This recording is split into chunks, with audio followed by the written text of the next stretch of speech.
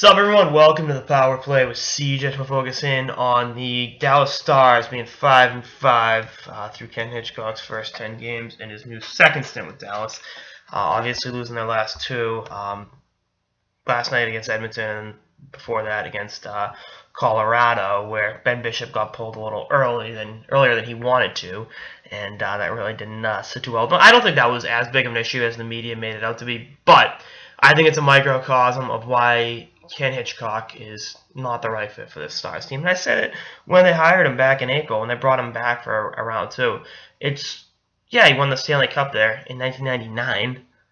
You know, the internet was in its fucking infancy, for Christ's sake. Y2K was scaring us all to death. And you know, I'm not going to play the entitled millennial card with today's NHL players, but it's a different game than the one that Hitchcock, you know, excelled in the most in the late 90s. Obviously, he experienced levels of success in Philly and in Columbus and, you know, in St. Louis as well. But all three of those stints ended not in the best fashion for Hitch.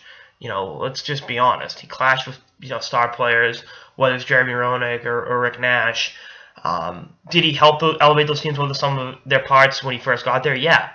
I think especially in St. Louis, where they had a lot of talent but just couldn't get it together, and he really got them on the straight and narrow. But his voice runs, you know, deaf in the locker room after a while because he's such a hard ass. It's the reason, you know, again, why it ended so poorly for him in Dallas in the early 2000s. You know, yeah, he won the Stanley Cup there with Mike Modano and Brett Hull and guys like that, but at the end of the day, it was like, get this guy to shut the fuck up, you know?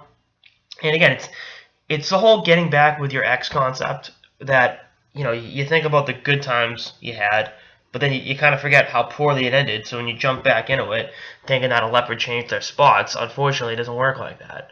You know, and that's just the reality of the situation. That's how humanity works. And I don't think Hitch was the right fit for this Dallas team. I still don't think he's the right fit for this Dallas team.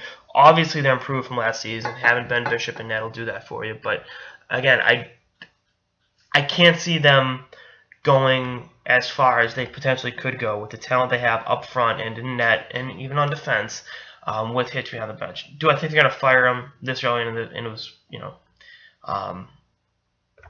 stints? No, God no.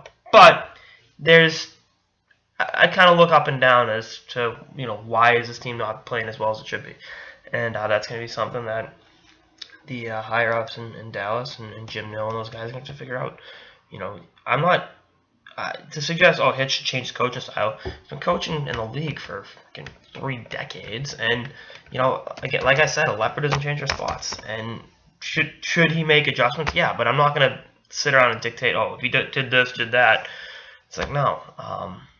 But you know, again, I'm not loving this fit right now, and I think that this has potential, given the personalities on the Dallas team, to really potentially blow up into a kind of combustible situation. So again, we'll see what happens, but I'm not exactly buying what Hitch is selling, and I think this latest example with Bishop is you know, the kind of a microcosm. I don't think it's the exactly I